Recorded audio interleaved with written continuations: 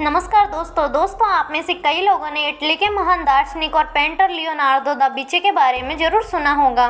दोस्तों, यूरोपीय पुनर्जागरण काल में कई महान दार्शनिक हुए, जिनमें से एक वे थे। इनके द्वारा बनाई गई पेंटिंग मोनालिसा आज भी एक मिस्ट्री बनी हुई है। आखिर इस पेंटिंग में ऐसा क्या है जिसे लेकर कई विशेषज्ञ इसमें काफ़ी खोजबीन कर रहे हैं। इसी सिलसिले में आज हम इस पेंटिंग के रहस्य को जानने की कोशिश करेंगे। दोस्तों, आपकी जानकारी के लिए बता दें कि आज इस पेंटिंग की कीमत करीब $867 मिलियन है, जिसकी कीमत भारत में करीब 6.4 हजार करोड़ रुपए है। लियोनार्दो दा विंची ने इस पेंटिंग को साल 1503 में बनाना शुरू किया था। साल 1517 तक आते आते भी उन्होंने इस पेंटिंग को बनाना जारी रखा। लियोनार्दो को सबसे ज़्यादा दिक्कत मोनालिसा के होठ को बनाने में आ रही थी। मोनालिसा के सिर्फ होठ को बनाने में उन्होंने करीब 12 साल लगा दिए। दोस्तों, 30 से ज़्यादा लेयर्स में बनी इस पेंटिंग को बनाने में लकड़ी के कोयले तक का इस्तेमाल किया गया है। दोस्तों, मोनालिसा की पेंटिंग का सबसे बड़ा रहस्य उसकी मुस्कान का है। पिछले लंबे समय से कई विशेषज्ञ उसकी रहस्यमयी मुस्कान का अध्ययन कर रहे हैं। मोनालिसा की यह रहस्यमयी मुस्कान अलग अलग एंगल से देखने पर अलग अलग दिखती है। दोस्तों, अगर आप किसी एक एंगल से इसे देख रहे हो तो ये मुस्कान हंसती हुई दिखेगी, वहीं दूसरे एंगल से देखने पर उसकी मुस्कान फीकी पड़ जाती है। कहा यह भी जाता है कि लियोनार्दो ने जिस औरत की ये पेंटिंग बनाई है वह अपने भीतर किसी राज को छुपाए हुए है। इसी वजह से मोनालिसा की मुस्कान काफ़ी रहस्यमयी है। कुछ सालों पहले एक डॉक्टर ने इस रहस्य से पर्दा उठाते हुए कहा था कि मोनालिसा के ऊपर के 2 दांत टूटे हैं। इस वजह से उसका ऊपरी होठ थोड़ा सा अंदर की तरफ दबा हुआ है। दोस्तों, साल 2000 में एक न्यूरोसाइंटिस्ट ने मोनालिसा की इस पेंटिंग पर रिसर्च करने के बाद ये बताया था कि मोनालिसा की मुस्कान कभी भी नहीं बदलती, बल्कि उसे देखने वाले का माइंडसेट जैसा रहता है वैसे ही मोनालिसा की पेंटिंग आपको दिखती है। अगर आप खुश हैं तो आपको मोनालिसा मुस्कुराते हुए दिखेगी, वहीं अगर आप दुखी है तो मोनालिसा की ये मुस्कान फीकी पड़ जाएगी।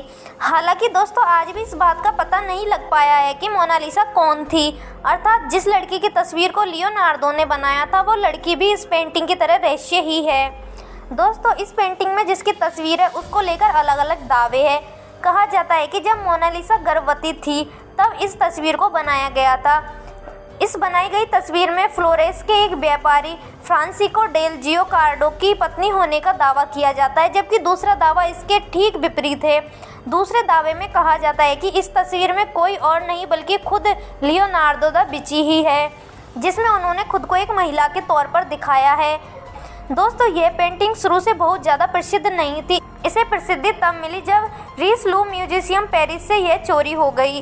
21 अगस्त 1911 को इतने बड़े म्यूजियम से पेंटिंग का चोरी हो जाना बहुत ही बड़ी बात थी।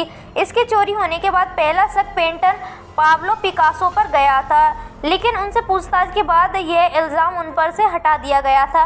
काफ़ी खोज के बाद पता चला था कि म्यूजियम की ही एक कर्मचारी वर्कर विंसेंजो पेगुइया ने चोरी किया था। वह इस पेंटिंग को वापस इटली लेकर जाना चाहते थे। उनका मानना था कि यह इटली की धरोहर है।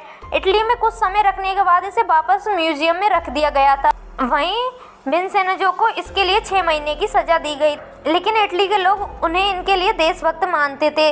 दोस्तों, माना जाता है कि लियोनार्दो दा विंची की एक छात्र फ्रांसिस्को मेल्ज़ी ने इसकी जुड़वा पेंटिंग बनाई थी। यह स्पेन की राजधानी मैड्रिड में रखी गई है। 1514 से 1516 के बीच उनके ही एक स्टूडेंट ने मोनालिसा का एक न्यूड वर्जन भी बनाया था, जिसके हाथों व बॉडी की पोजीशन असली पेंटिंग के तरह ही है। इसे मोना वाना कहा जाता है। कहा जाता है कि शायद यह पेंटिंग भी लियो ने ही बनाई थी। तो दोस्तों, आज की वीडियो को यहीं पे ख़त्म करते हैं और आपसे मिलते हैं किसी नए और इंटरेस्टिंग वीडियो में, और उम्मीद करते हैं आपको ये वीडियो पसंद आई होगी और आपके लिए हेल्पफुल रहेगी।